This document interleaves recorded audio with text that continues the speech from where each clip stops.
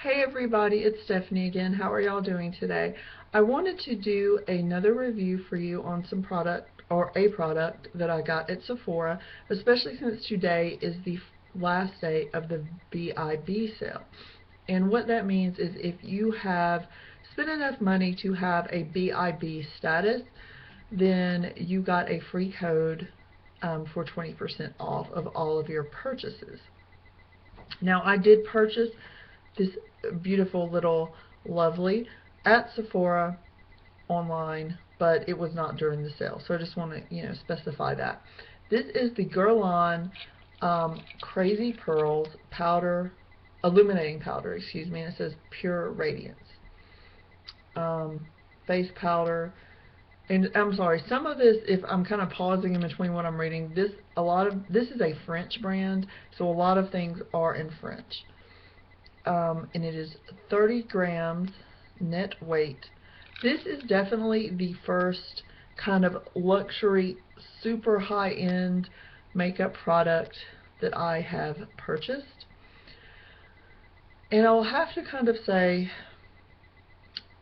that I'm having a hard time reviewing it for two different reasons. Number one, I really don't feel like I have the brush that I want to use with this product. I have tried to use my powder brush, and I've tried to use my blush brush. Both of them I just feel are a little too soft. I kind of want a stiffer brush, kind of like a kabuki style brush. So there's that. The second is that what I kind of thought this was, I don't think it is, or at least this color. And what I thought it was kind of like a finishing powder. Not a powder that you set your makeup with, but something that you put on certain places to add either a little bit of color to your face or almost like a highlighter type thing, kind of like the ambient lighting powders by Hourglass. Now let me just talk first. Let me talk about the packaging. I absolutely love the packaging. I think it's gorgeous. It is tin, so definitely after you've used the product up, you can keep this, put rings or whatever you want to in it. I think it is just simply gorgeous. I love the black and with the hot pink and just the different colors. It's just really nice packaging. Now when you open it up, it definitely has a wild violet smell. I love the smell of this. And funny enough, when I put it on, I can actually kind of smell it for a little while afterward. Not in a, wow, this has a loud smell, but just kind of every once in a while I'll catch a whiff of it and I'll be like, oh, that's nice, I can smell my powder, and I really like it. And I'm going to try to very carefully show you the inside. I actually have taped this a couple times, and once I had my little pearls falling everywhere. So it has different colored beads in it. I'm going to take out a few and just kind of show you what they look like. And I think I have, I think I have all of the colors. So this one has some of these bright pink beads. And I'm going to swatch them. I don't know how well, now the bright pink actually comes off pretty good. You can see that there. It has a lavender bead, which this looks kind of white on camera, but this is actually lavender. Probably a lot of these are not going to show up. The lavender showed up a little bit, but it may not when I actually show you. So you can kind of see it, but it still kind of looks white. This is almost like a gold kind of color.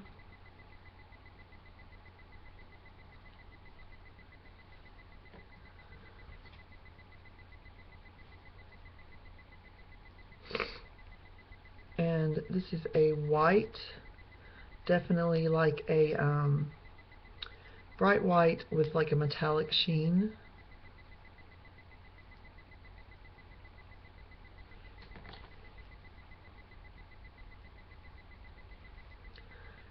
And this is kind of a peachy, kind of neutral toned color.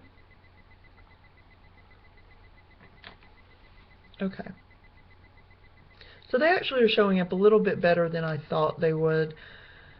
And here's kind of my problem, or my thoughts on it. When I pick this up, I seem to get a lot of the pink, and I can actually wear this as a blush. It is a light blush, but it is a blush nonetheless. I have it on today. I'm kind of getting close. I don't know if you can kind of tell. It is here. Now, any kind of shimmer you see here, that is my highlighter. But I do have like a pink blush.